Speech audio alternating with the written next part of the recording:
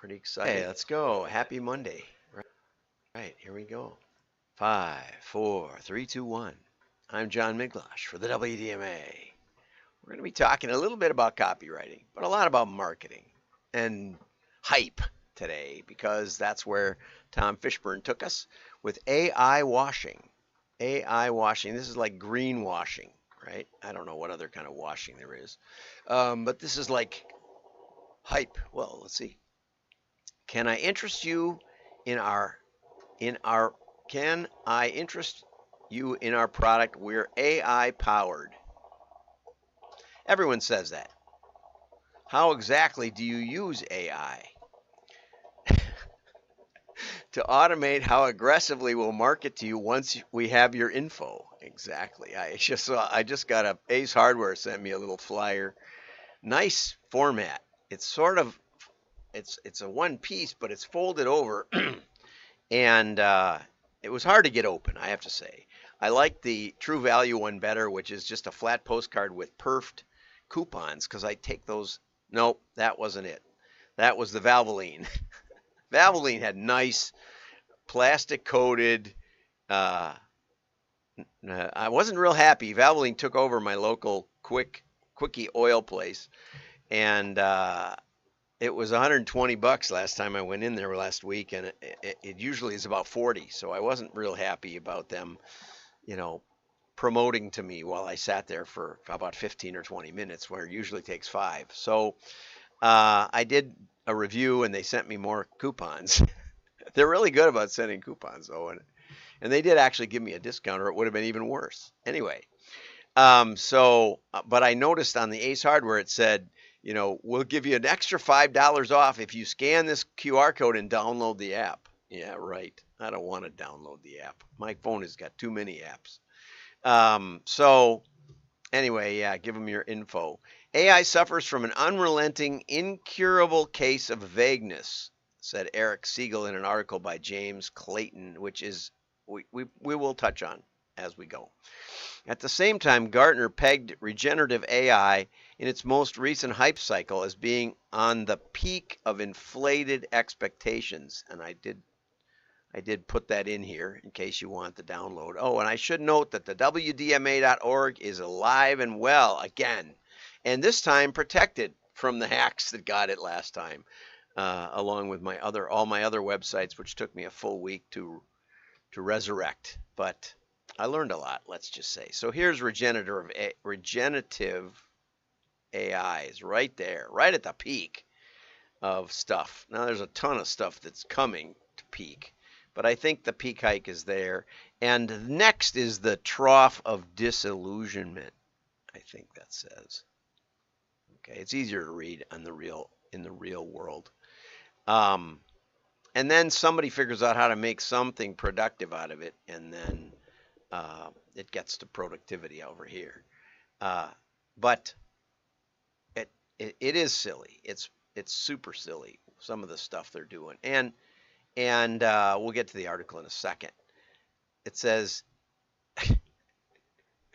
combine that vagueness and hype is a recipe for AI power being applied indiscriminately across just about anything, right?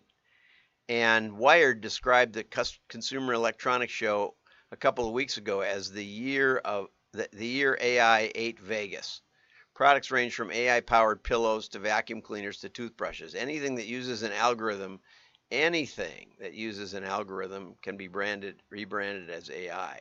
No product is too boring or humdrum to escape the AI makeovers. It's also a recipe for disappointment, as people expecting chat GPT level magic discovered, and of course we'll talk about that too, will discover that AI powered can be just a warmed over version of the same old thing, right? Like there was a vacuum cleaner, an AI powered vacuum cleaner that automatically senses the terrain that it's flowing over and adjusts the flow of the vacuum cleaner, or adjusts the amount of vacuum. Now I do have right over in the corner there a vacuum that has an adjustable sucker knob on the top of it. That is as as completely worthless as anything I've ever had. I always want it to suck as much as it can. That's why I bought the vacuum. I bought the vacuum to suck stuff up.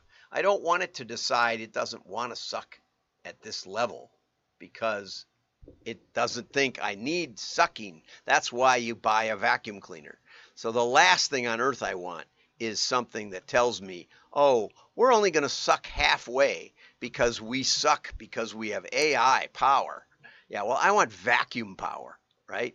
And there's a wash machine that adjusts itself to the fabrics. Yeah, okay. I want maximum washing. You know, nowadays you get a wash machine and it takes 2 hours to do the same thing it used to do in 45 minutes because it saves energy, right? It doesn't save any energy, but its energy consumption per hour is half. But it still takes the same amount of energy to clean clothes. So all it does is spread it out. So instead of washing 3 loads of clothes after dinner, you won't wash more than 1. I love this. I love over-engineering products. You know, I want an on-off button, right? That's where I'm at. I'm a Luddite, I know. But I want a vacuum cleaner that sucks. I want a refrigerator that keeps things cold. And I want a wash machine that washes instead of saving me energy in a false and completely misleading way. And oh, by the way, you can't try out the wash machine, you know, over at Best Buy where we bought it. You know, you just look at it and you think, well, how different could it be? It's a washing machine. No, this has sensors. You know, and in fact, it can get messed up if you lose power in the middle of a cycle. It can get all messed up. You wouldn't believe this. You wouldn't believe what you do to it to get it back on cycle. You hit the button 3 times, and then you rotate this one 3 times, and then you hit something else 3 times, and you swing a chicken over your head and dance a little bit, and all of a sudden it'll be back to normal because it'll reset its processor. I don't want a washing machine with a processor. I couldn't believe it. When my wife watched that, she just laughed and laughed. She said, really? That's what you have to do to fix it? Yeah. And I said, and a service tech will come in and charge you $150 for that. My word. And you know, the big problem is the sensors. You know, I have a beautiful Lexus LS. Drives like a dream. Lights go off. What are the lights? Sensors. Right. The tail light sensor keeps going off. Are there any tail lights out? No. But I replaced them with bulbs. Working bulbs. Well, if you do enough working bulbs, the car complains that those aren't Lexus bulbs because it has a sensor. It's really criminal. It's criminal what these engineers are doing. But anyway, I obviously shouldn't get off on this. As Gartner analyst Aaron, won't try that one. Wow, that's an excellent name. That beats Miglosh, put it. There is this conflation of generative AI and other AI that could muddle the field in a little bit. Marketers might be shooting themselves in the foot when they advertise something that ends up not being what people expected. Have we had enough of those examples? Marketers, take note. Solid products that wash clothes, keep food cold, vacuum, don't care. I want the simplest possible product that keeps running.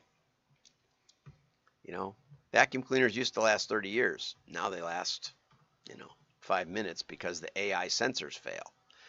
Okay, Gary Gensler took aim at AI washing as falling in the same category as greenwashing, making vague, unfounded claims that ultimately confuse consumers. They're meant to confuse consumers.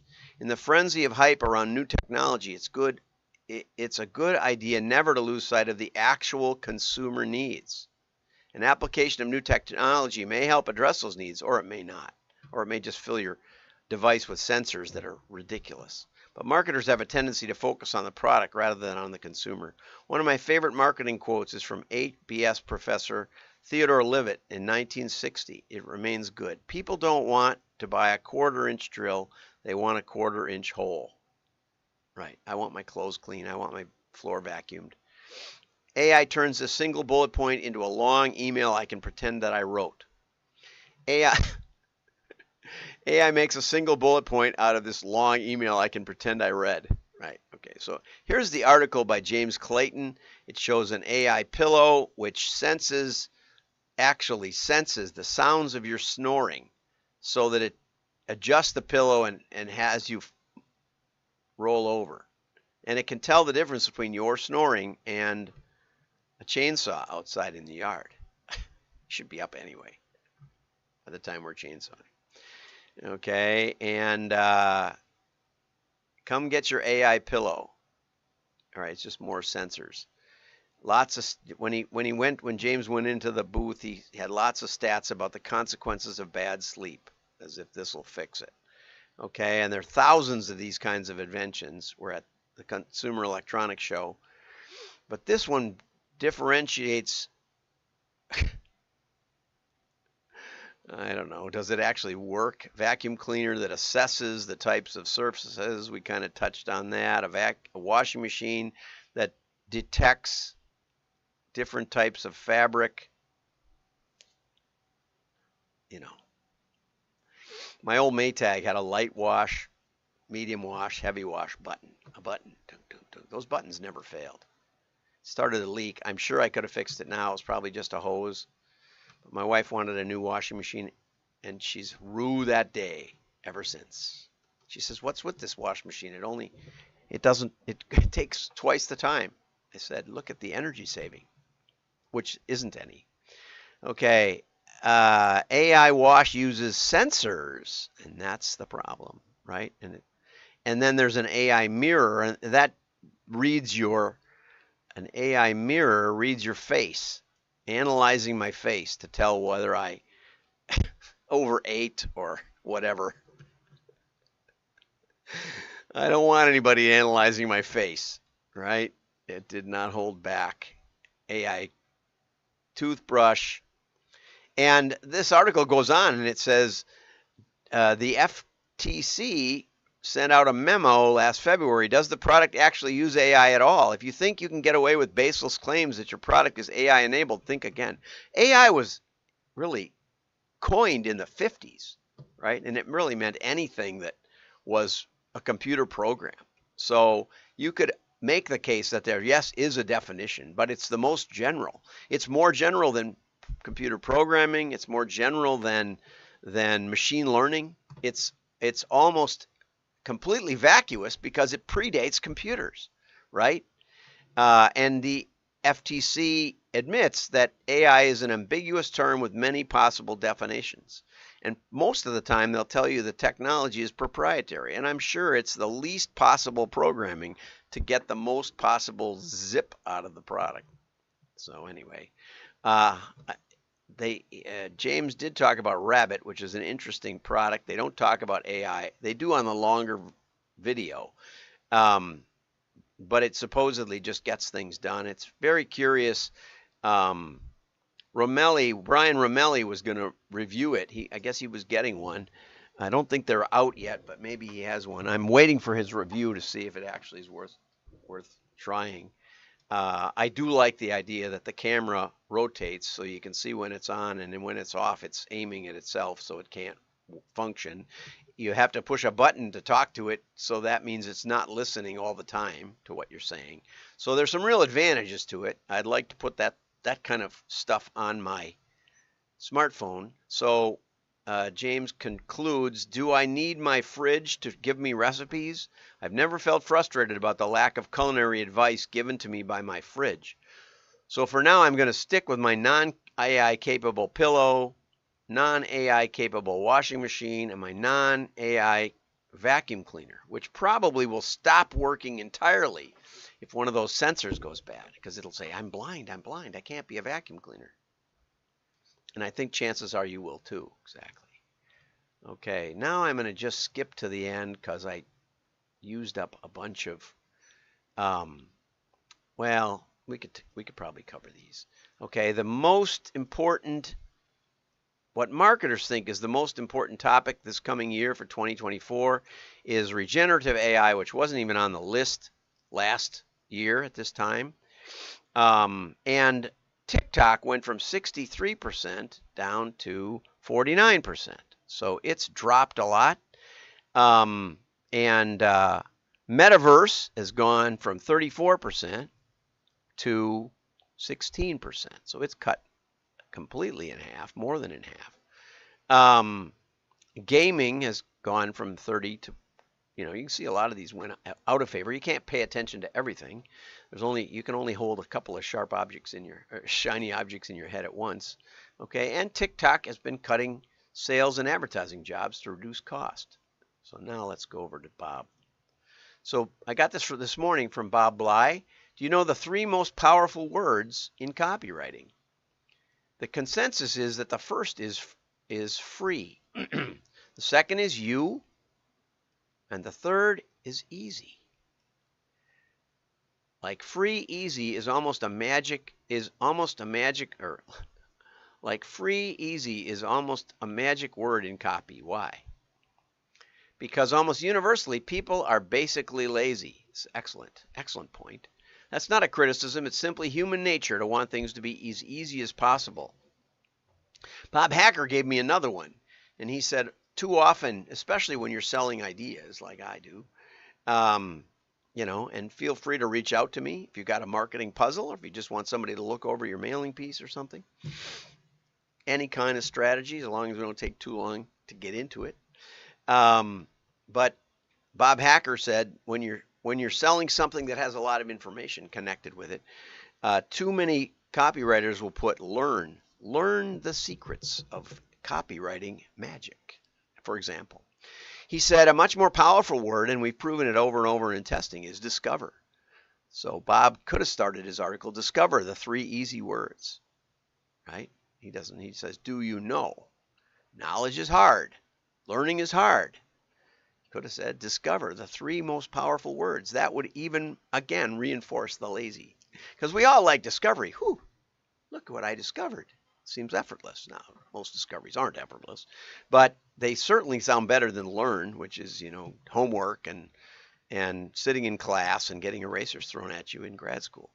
Okay, so people are basically lazy. It's simply human nature to want things as easy as possible. Action steps. Get in the habit of making free, you, and easy plentiful in your copy. Other ways of saying something is easy include quick and easy, one easy thing, one simple thing, a simple hack, a no-brainer, as easy as 1, 2, 3, it's a breeze, it's a snap, and many others, easy peasy. And don't forget to discover and learn. Have a great day. Like and share. Your friends will know you're smart. Feel free to reach out to me, John at WDMA.org on the bottom, and you can call, or you can get me on LinkedIn, and we'll set up a time. Bye-bye. Have a great day.